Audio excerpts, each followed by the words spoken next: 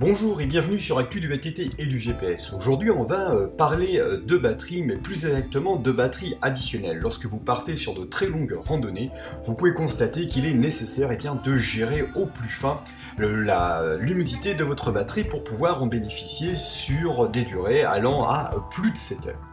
Eh bien écoutez, moi je vous propose une batterie additionnelle qui est très discrète et qui vous sera possible d'installer aussi bien sur une fourche ou sur le cintre d'un VTT par exemple.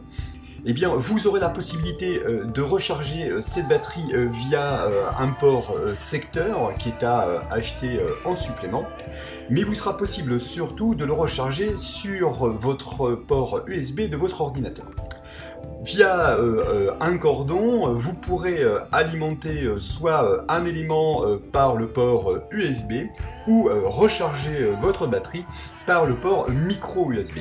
Il vous suffira tout simplement de venir avec un cordon se brancher sur le port USB, de venir le connecter à votre GPS.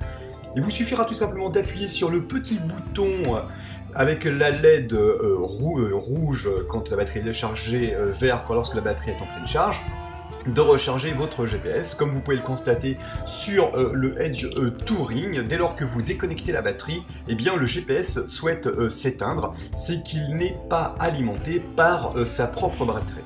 Ce qui vous permettra de multiplier par 3 le temps d'utilisation avec enregistrement et guidage pour les GPS.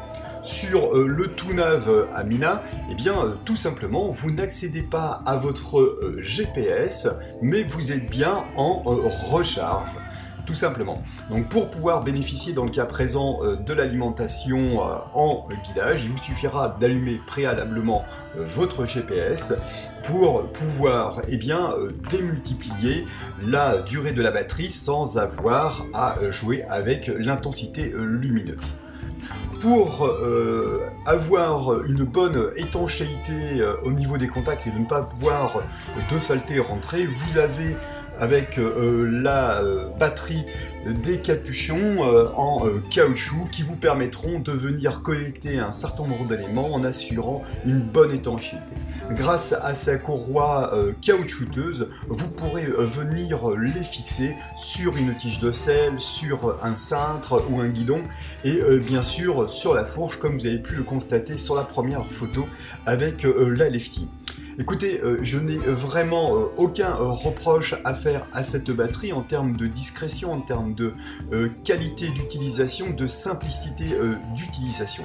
Le petit point de détail unique que j'aurais, c'est la partie en plastique qui est en contact avec notre fourche par exemple. Il manquerait une petite partie caoutchouteuse. Alors pour ceci, écoutez, c'est très simple. Moi j'ai tout simplement glissé un morceau de chambre à air entre l'élément en contact et ma fourche. Écoutez, je vous dis à très bientôt sur Actu du VTT et du GPS.